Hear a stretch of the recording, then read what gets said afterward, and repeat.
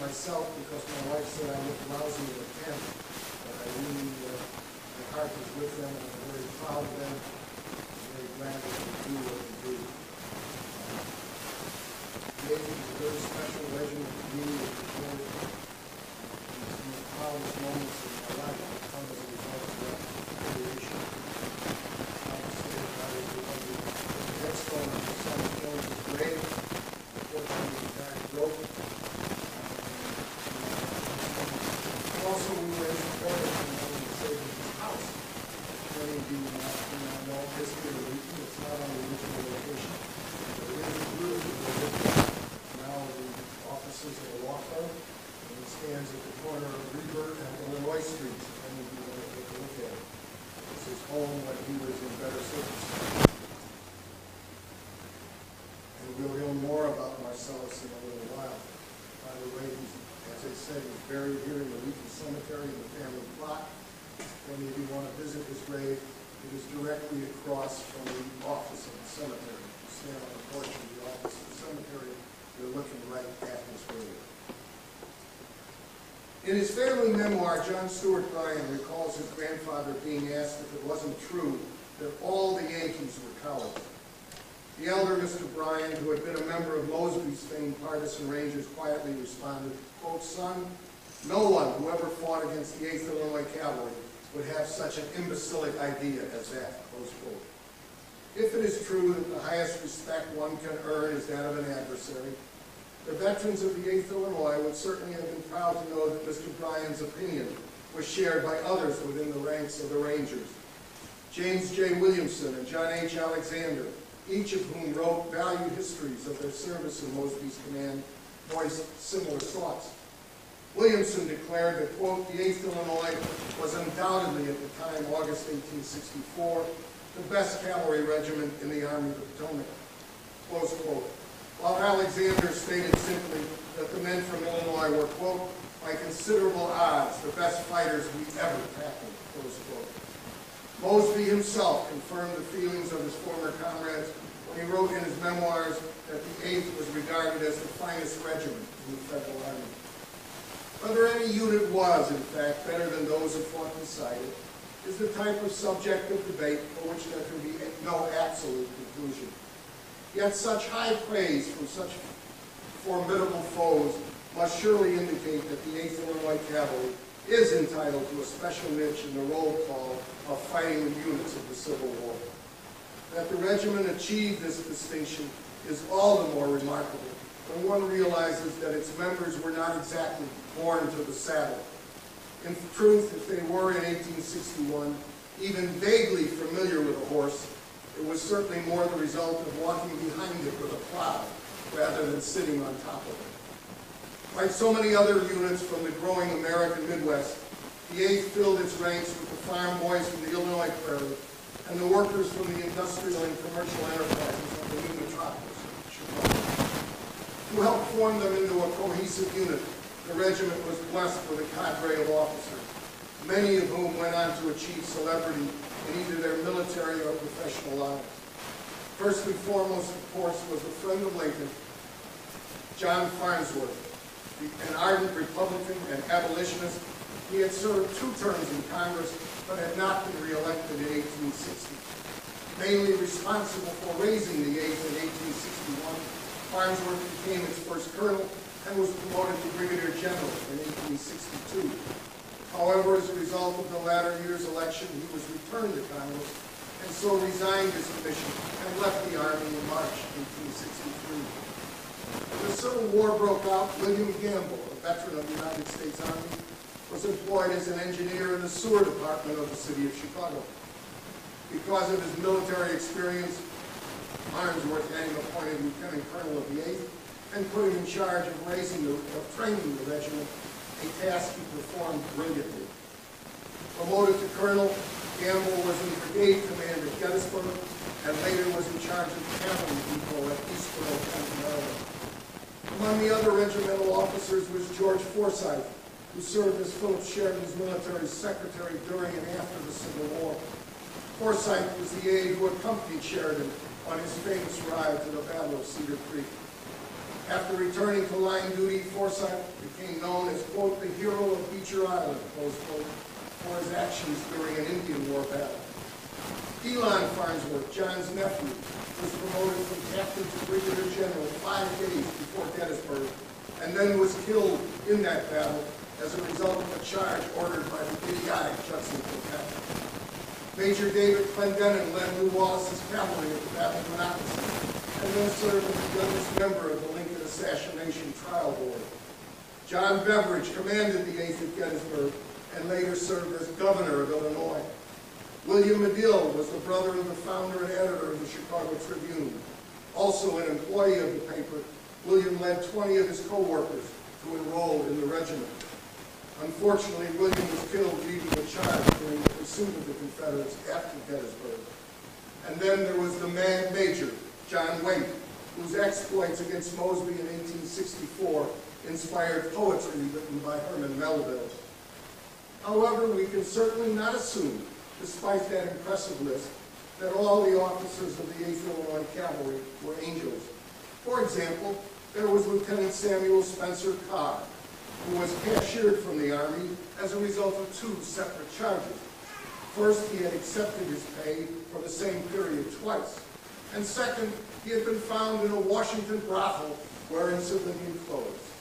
There is no indication in the trial record which offense was considered more serious, but being found in civilian clothes was probably better than being found in no clothes at all.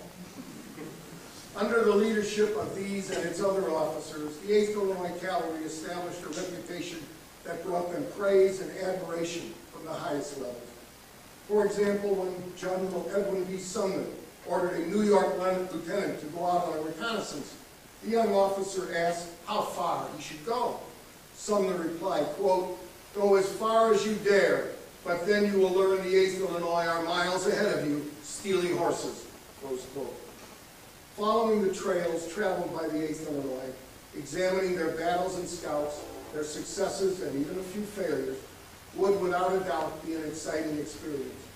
However, that is a topic for another day. Rather, let us look at their war, as the troopers themselves remembered it. Let us relive some of the events, major and minor, that they thought significant enough to be included in their letters home or in the memoirs they authored in later years. One of the lowlights commented on by almost all of the men was the winter of 1861-62, their first winter in the Army. After crossing the Potomac into Virginia in December, the regiment was posted near Alexandria, Virginia, in what the troopers called Camp California.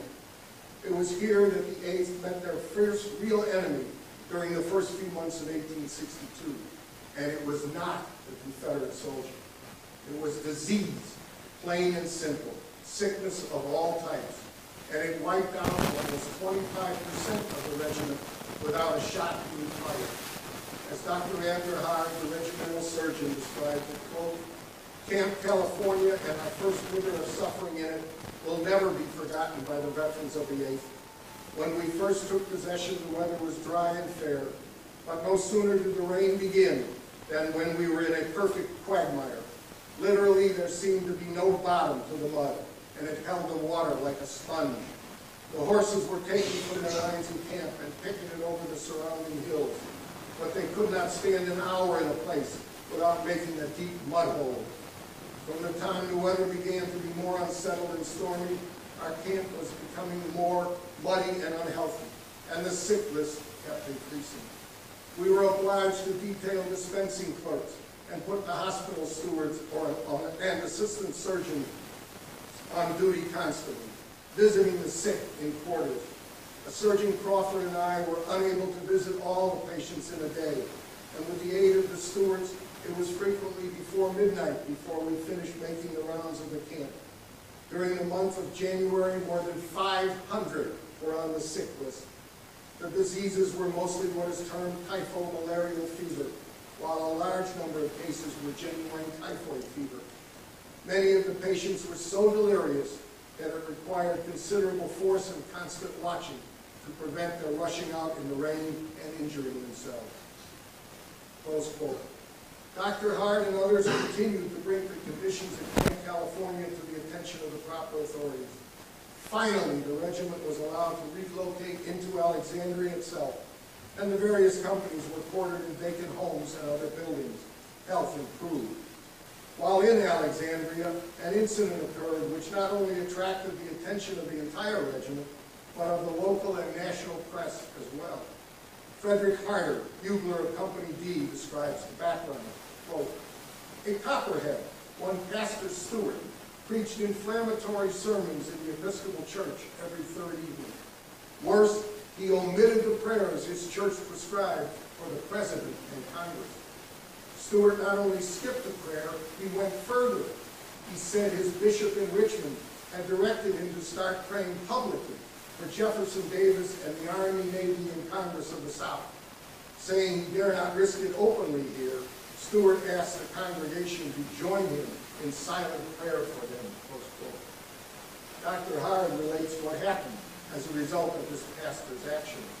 Quote, "Now it happened that the conduct of this clerical traitor came to the knowledge of Captain later General E.J. Farnsworth of Company K, 8th Illinois Cavalry. And this gentleman, being a zealous churchman as well as a gallant soldier, determined to go to church and see and hear for himself whether this rebel parson actually did neglect to read any of the ritual of the Episcopal Church. Well, the parson did omit the prayer as usual for the President and Congress. Captain Farnsworth then rose and said aloud and differentially, quote, 'Sir, I insist upon it that you read the prayer of our church as prescribed by its forms for the President of the United States of America,' close quote. The parson still continued the service without paying the slightest attention to the respectful, patriotic, and in every way proper request of Captain Farnsworth, whereupon the latter gentleman directed Sergeant John A. Kinley of the 8th, who was present, to arrest the traitor on the spot. Sergeant Kinley attempted to perform his duty with all possible courtesy. He walked up to the pulpit and merely laying his hand upon the arm of the rebel parson said, quote, 'I am ordered to arrest you, sir. You must discontinue your professional labors and come with me,' close quote. The parson threw off the sergeant's hand. Here the captain stepped up and with some other officers, and the reverend traitor was gently helped from the pulpit," close quote. On that same day, February 9, 1862, another Confederate supporter in Alexandria was silenced through the efforts of the 8th. As Silas Wesson of Company K wryly observed, quote, "The rebel newspaper office caught fire and burned down.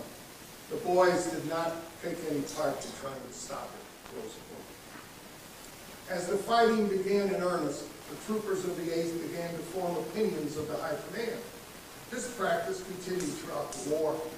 Their comments were often quite succinct.